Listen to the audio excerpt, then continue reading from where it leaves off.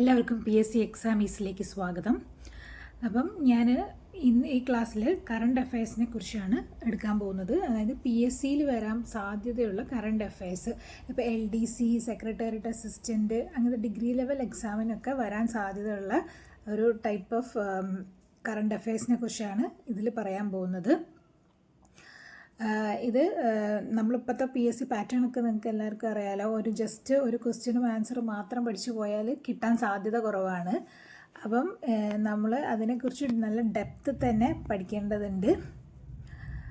അപ്പം ഞാൻ ഓരോ ടോപ്പിക് എടുക്കുമ്പോഴും അതിനെക്കുറിച്ചിട്ട് കുറച്ച് ഡീറ്റെയിൽ ആയിട്ട് എക്സ്പ്ലെയിൻ ചെയ്തു തരാം. അപ്പോൾ ഫസ്റ്റ് ടോപ്പിക് എന്ന് പറഞ്ഞാൽ കാർട്ടോസാറ്റ് 3 എന്ന് പറയുന്ന ഒരു സംഭവമാണ്.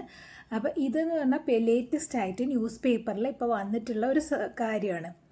അപ്പോൾ എപ്പോഴും കറണ്ട് അഫയേഴ്സ് പഠിക്കുമ്പോൾ ലേറ്റസ്റ്റ് ആയിട്ട് ന്യൂസ് പേപ്പറിൽ എന്തെങ്കിലും വന്നിട്ടുണ്ടെങ്കിൽ അതുമായി ബന്ധപ്പെട്ട ക്വസ്റ്റ്യൻസാണ് അധികം PSC ചോദിക്കുക. PSC എന്നല്ല, ഏതൊരു എക്സാമിനും അങ്ങനെയാണ് ചോദിക്കാറുള്ളത്. അപ്പോൾ ഈ കാർട്ടോസാറ്റ് 3 എന്ന് പറയുന്നത് ഇപ്പം പേപ്പറിൽ വന്നിട്ടുള്ളതാണ്. അപ്പോൾ അത് എന്താണെന്ന് വെച്ചാൽ ISROൻ്റെ എർത്ത് ഒബ്സർവേഷൻ സാറ്റലൈറ്റ് ആണ്. എർത്തിനെ കുറിച്ചിട്ട് ഒബ്സർവ് ചെയ്യാൻ വേണ്ടിയിട്ട് ISRO പറഞ്ഞയച്ചിട്ടുള്ള ഒരു സാറ്റലൈറ്റ് ആണ് കാർട്ടോസാറ്റ് 3 എന്ന് പറയുന്നത്. ഇതിൻ്റെ പ്രത്യേകത എന്ന് പറഞ്ഞാൽ ഇതിന് ഭയങ്കര ഹൈ റെസൊല്യൂഷൻ ഇമേജ് കൊണ്ടുവരും. ഇതിപ്പോൾ ലേറ്റസ്റ്റ് ആയിട്ട് ന്യൂസിൽ വരാൻ കാരണം എന്താണെന്ന് വെച്ചാൽ മ്യാൻമാറിൽ മാർച്ച് 28, 2025 ഒരു ഭൂമിക്കുലുക്കം ഉണ്ടായിട്ടുണ്ടായിരുന്നു. അപ്പോൾ അതിൽ 7.7 മാഗ്നിറ്റ്യൂഡാണ് ആ ഭൂമിക്കുലുക്കം റിപ്പോർട്ട് ചെയ്തിട്ടുണ്ടായിരുന്നത്. അപ്പോൾ അതിന് എത്ര നാശനഷ്ടം സംഭവിച്ചു എന്നത് കണ്ടുപിടിച്ചത് ഈ കാർട്ടോസാറ്റ് 3 വളരെ ക്ലിയർ ആയിട്ട് അത് കണ്ടുപിടിച്ചിട്ടുണ്ട്. അപ്പോൾ അതുകൊണ്ടാണ് ഇതിപ്പം ന്യൂസ് പേപ്പറിൽ വരാൻ ഉണ്ടായ കാരണം. അപ്പോൾ അതുമായി ബന്ധപ്പെട്ട കുറച്ച് കാര്യങ്ങൾ നോക്കണം. അതൊരു third generation agile advanced earth observation satellite ആണ്. തേർഡ് ജനറേഷൻ സാറ്റലൈറ്റ് ആണത്. പിന്നെ ഇത് എപ്പോഴാണ് ലോഞ്ച് ചെയ്തത് വെച്ചാൽ നവംബർ 27, 2019 ഇത് ലോഞ്ച് ചെയ്തത്. PSLV C-47 എന്ന് പറഞ്ഞ വെഹിക്കിളാണ് ഇതിന് വഹിച്ച് ഓർബിറ്റിലേക്ക് കൊണ്ടുപോയിട്ടുള്ളത്. അപ്പോൾ ഇത് എന്തിനു വേണ്ടിയാണെന്ന് വെച്ചാൽ mapping, disaster management, rural and urban planning and defence application.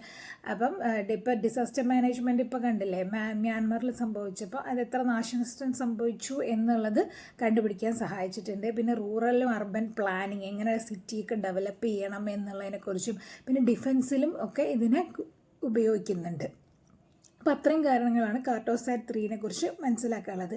ഇത് റിപ്പീറ്റ് ചെയ്തൊന്ന് വായിച്ചു നോക്കിയാൽ നിങ്ങൾക്ക് കിട്ടാവുന്നതേ ഉള്ളൂ.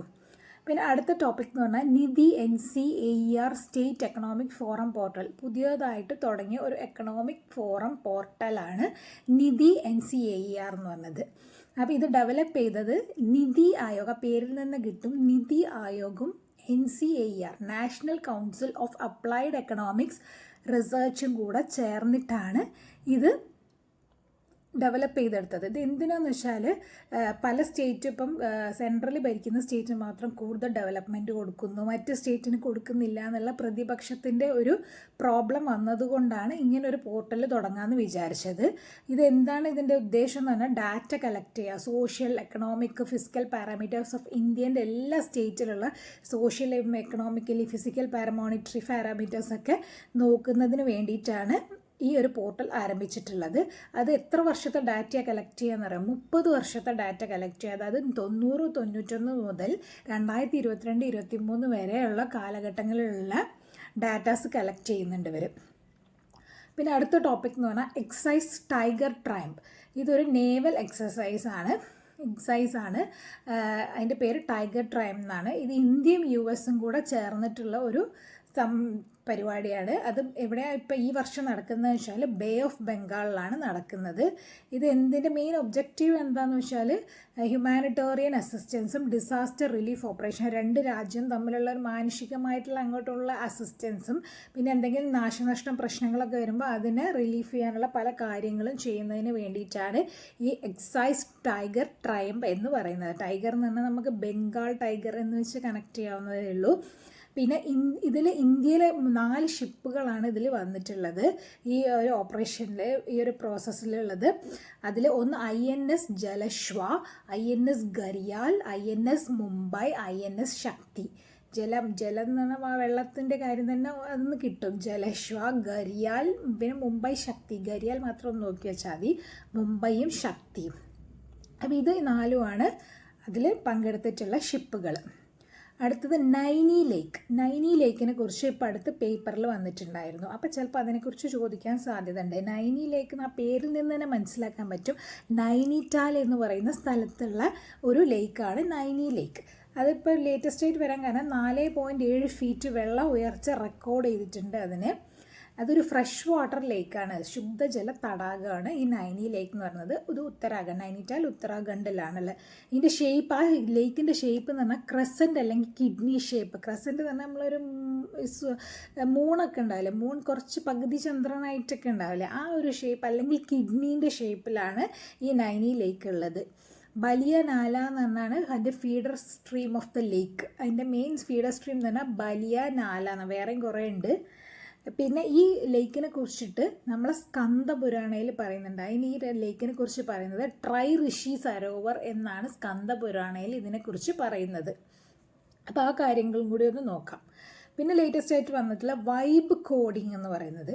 വൈബ് കോഡിംഗ് എന്ന് പറഞ്ഞിട്ടുണ്ടെങ്കിൽ ഒരു AI കംപ്ലീറ്റ് ആയിട്ട് ഒരു കോഡിംഗ് ജനറേറ്റ് ചെയ്യാൻ, ഫുൾ കോഡ്. ഇപ്പം ChatGPT അങ്ങനത്തെയൊക്കെ ഉള്ളതിൽ ചില കോഡ് മാത്രമേ ജനറേറ്റ് ചെയ്യുള്ളൂ. ഇത് മൊത്തം ഒരു ആപ്പിന് വേണ്ട എല്ലാ കോഡുകളും ജനറേറ്റ് ചെയ്യാൻ ഉപയോഗിക്കുന്ന ഒരു ആപ്പാണ്. AI ആണ് വൈബ് കോഡിംഗ് എന്ന് പറയുന്നത്. ഇത് ആൻഡ്രജ് കർപ്പതി എന്ന് പറയുന്ന ആളാണ് ഈ ടേം കോയിൻ ചെയ്തിട്ടുള്ളത്, വൈബ് കോഡിംഗ് എന്ന് പറയുന്നത്. കാരണം ഈ ആൻഡ്രജ് കർപ്പതി എന്ന് പറഞ്ഞാൽ അയാൾ ടെസ്ല കമ്പനിയിൽ വർക്ക് ചെയ്യുന്ന ഒരാളാണ്. ഇതിൽ യൂസ് ചെയ്തിട്ടുള്ള ലാർജ് ലാംഗ്വേജ് മോഡൽസ്, അതായത് ChatGPTയിലൊക്കെ ഉപയോഗിക്കുന്ന ലാർജ് ലാംഗ്വേജ് മോഡൽസാണ് ഇതിൽ ഉപയോഗിക്കുന്നത്. ജസ്റ്റ് ഒന്ന് നോക്കിയാൽ മതി. പിന്നെ അടുത്തത് 9K33 OSA AK missile system.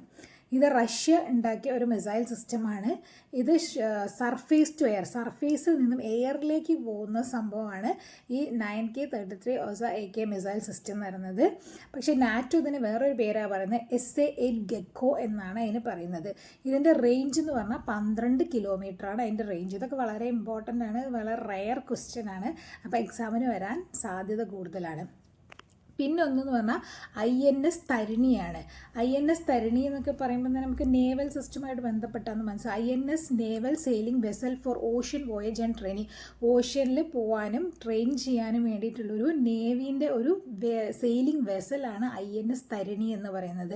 ഇതിൻ്റെ മെയിൻ എന്താണെന്ന് വെച്ചാൽ എല്ലാ വുമൺ ക്രൂ, നേവിയിലുള്ള വുമൺകളും ഈ നാവിക സാഗർ പരിക്രമ എന്ന് പറഞ്ഞ മിഷനിൽ പങ്കെടുത്തിട്ടുണ്ട്. അതായത് അത് സെയിൽ ചെയ്തത് ഏത് ഇതിലാണ്, INS തരിണി ഉപയോഗിച്ചിട്ടാണ് ഈ നാവിക സാഗർ പരികർമ്മ എന്ന് പറയുന്ന ആ ഒരു മിഷൻ നടന്നിട്ടുള്ളത്. എല്ലാ സ്ത്രീകളായിട്ടുള്ള നേവിയിലുള്ള മെമ്പേഴ്സും മൊത്തം വേൾഡും കറങ്ങിയിട്ട് വരിക, അതാണ് അതിൻ്റെ ഒരു ഉദ്ദേശം. പിന്നെ ഇതിൽ ഉപയോഗിച്ചിട്ടുള്ള ആ വെസൽ ഡച്ചിൻ്റെ ടിങ്ക 56 എന്ന് പറഞ്ഞ വെസലാണ് ഉപയോഗിച്ചിട്ടുള്ളത്. ഇത് ഗോവയിലുള്ള അക്വറസ് ഷിപ്പ്യാർഡിലാണ് ഈ വെസൽ നിർമ്മിച്ചിട്ടുള്ളത്. INS തരിണി എന്ന് പറയുന്ന ഈ ഒരു സെയിലിംഗ് വെസൽ നിർമ്മിച്ചിട്ടുള്ളത്. അപ്പോൾ ഇന്നത്തെ ഇത്രയേ ഉള്ളൂ.